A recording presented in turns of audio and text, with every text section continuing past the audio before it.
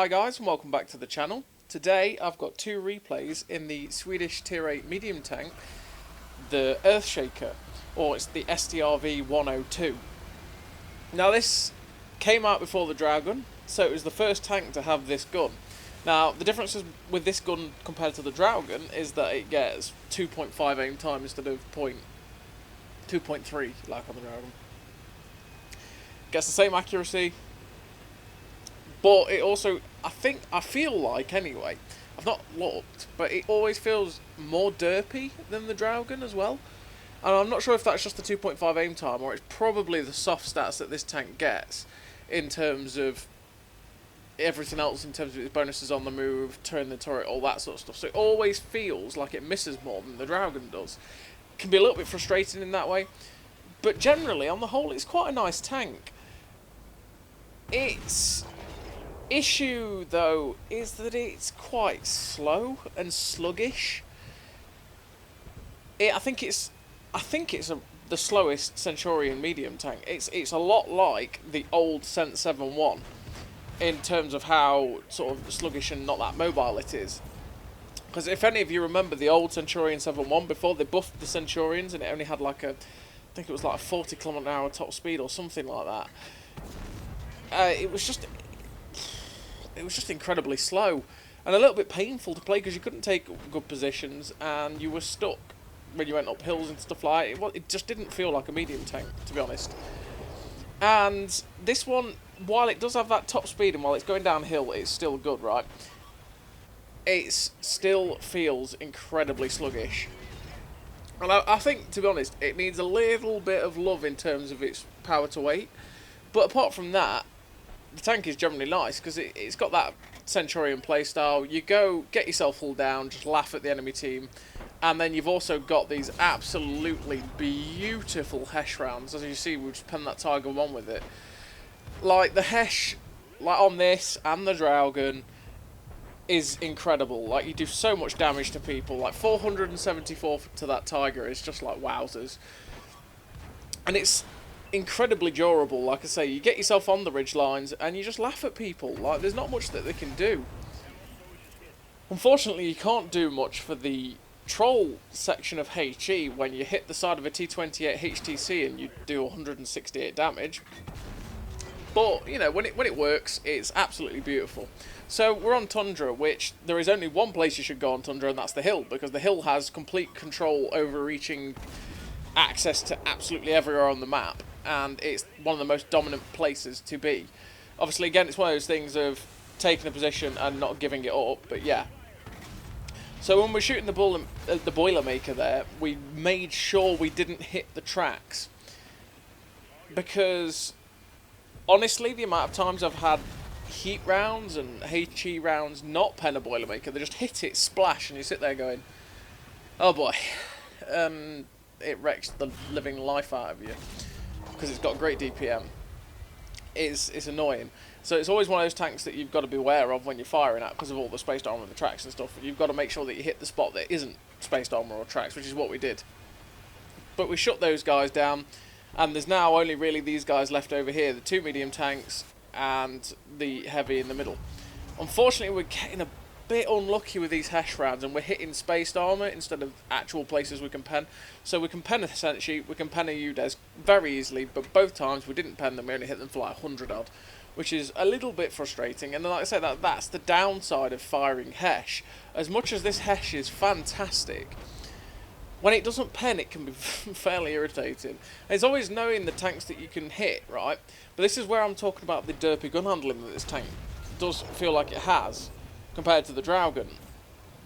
And that is that it tends to deviate a lot more than well, in my experience anyway, it tends to deviate a lot more, these shells, and hit places that you'd want to pen, right? But it just goes, you know, that little bit of spaced armor down here, yeah, I've hit that, and sorry, I've not penned. So it's a bit annoying, but we finished that game with a high caliber ace tanker, sniper, you know, and it was a really nice game for the tank. It showed what you can do if you can just keep yourself hull down, and you know, it was quite a quick game as well, so it can show what it can do in a little bit of a brawling situation. And it's a nice tank, and obviously you're penning people with Hesh, you're dealing some serious crew damage, right? Like, we killed the gunner and the commander of that other guy. So here we are, the king of Ridgeline maps, right? This is a map that you get a turret, you've got a turret on a tank that's incredibly strong, and you're just laughing, right? And it's also perfect, it's bad matchmaking, right? So it's not perfect, it's tier 10, but it's also perfect because there is no artillery. So that means we can just get hull down and laugh for the most part and bounce a lot of shells. Obviously, the problem with the prop ridge line is that there is a lot of different areas you can get shot from.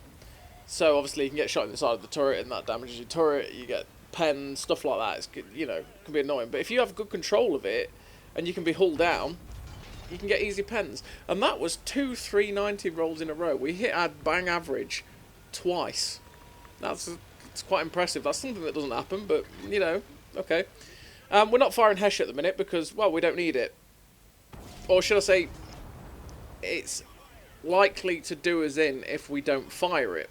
We're firing APCR because it is tier 10. There's probably a lot that we're going to be struggling with. But tanks like that Pershing, which we just rolled for 390 again. Hello? RNG? Okay. Yeah, so we are just going to keep patrolling this ridgeline. We're firing APCR, like I say, because there's a lot of tanks that probably we won't pen guaranteed with the Hesh.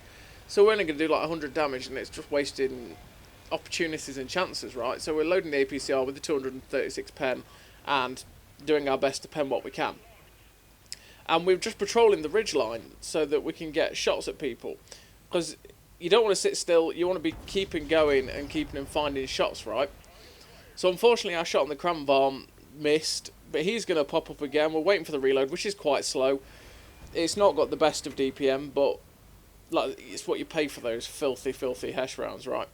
And the great turret.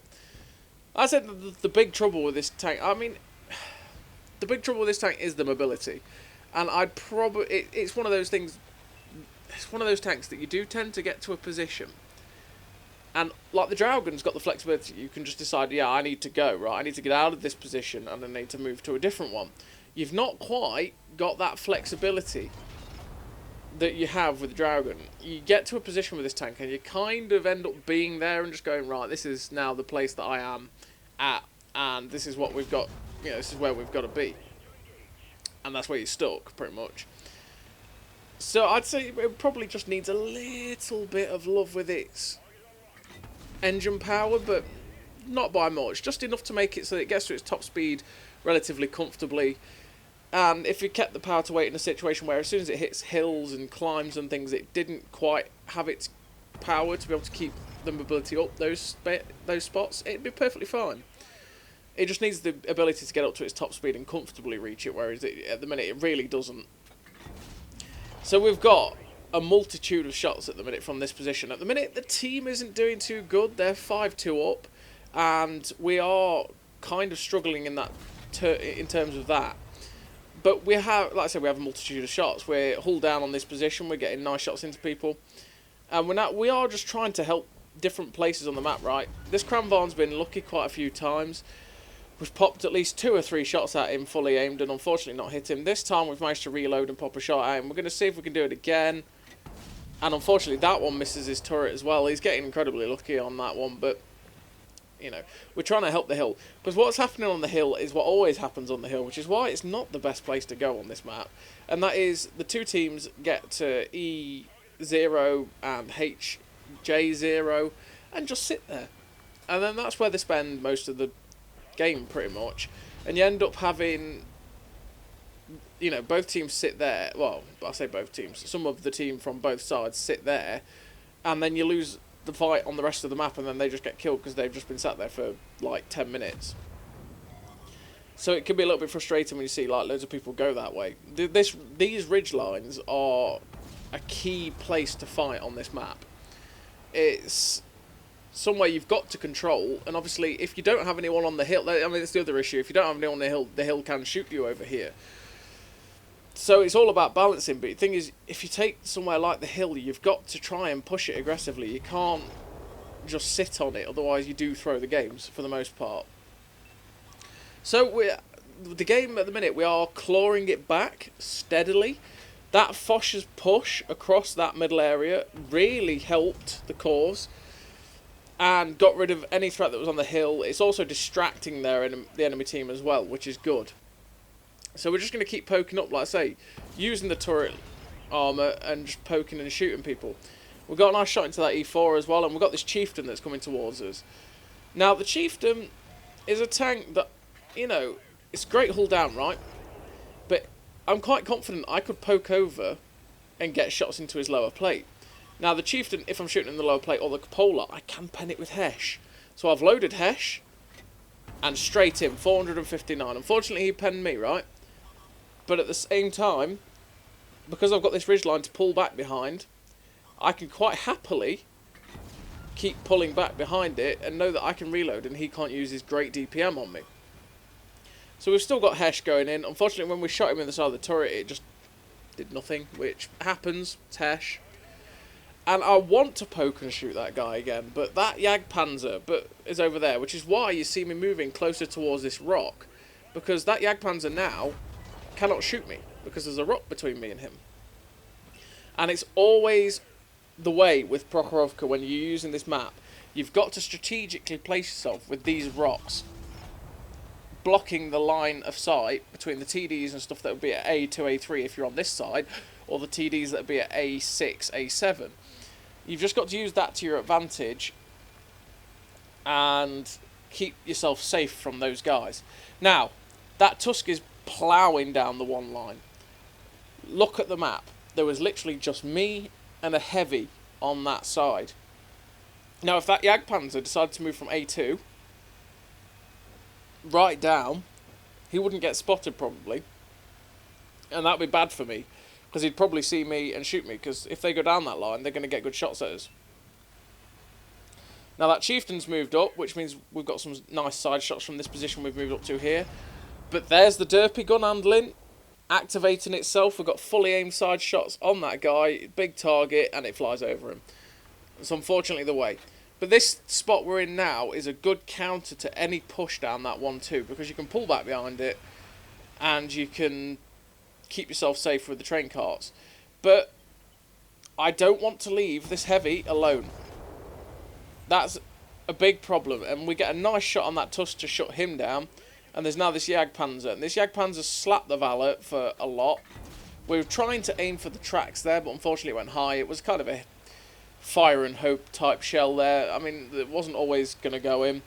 And it's basically time to push up to this ridgeline, because if that Jagdpanzer pushes over again, we are in the open, and he could just quite easily shut us down. That Valor seems to have him, though, and I'm confident that he's probably going to take him down, but we're going to keep moving up to this ridgeline to see if we can get some shots into him. The Valor shuts him down, and there's only 2 tanks left. There's this Chieftain and the SU-130PM. Now, we've got a nice shot at the SU-130PM. Pop it straight in. We've loaded Hesh because, again, we can pen both tanks quite easily. And we're moving in. And, yeah, like I say, you're seeing how slow it is. Because, I mean, we're going at 50, which is its top speed, right? But that was downhill. And even on a straight, we were struggling. I mean, we're on a straight now. We're not really going uphill. But we were kind of hovering around the 45 mark. And you see, we're on a flat, and we're actually losing ground. Losing speed. And that was on a flat. And that is the problem with the tank. I'd like it it'd just be nice for it to keep its top speed while it's going on flat. And it's something that the tank doesn't do. But on the whole, it's a nice tank for that Ridgeline Warrior in it can do. But again, it's all about one-trick ponies and the fact that it gets to a ridgeline, it sits there and it goes, well, yeah, I'm doing well. But generally, it struggles out of that comfort zone. So we ended up with a high caliber ace tanker, 2.2k base, 5.3k damage in a tier 10 game. And again, it's a really nice tank game for this tank. And I really like the STRV 102 or the Earthshaker. It's nice to be able to slap people with that Hesh, and it's nice to have the durability. Like I say, the only problem is a little bit sluggish.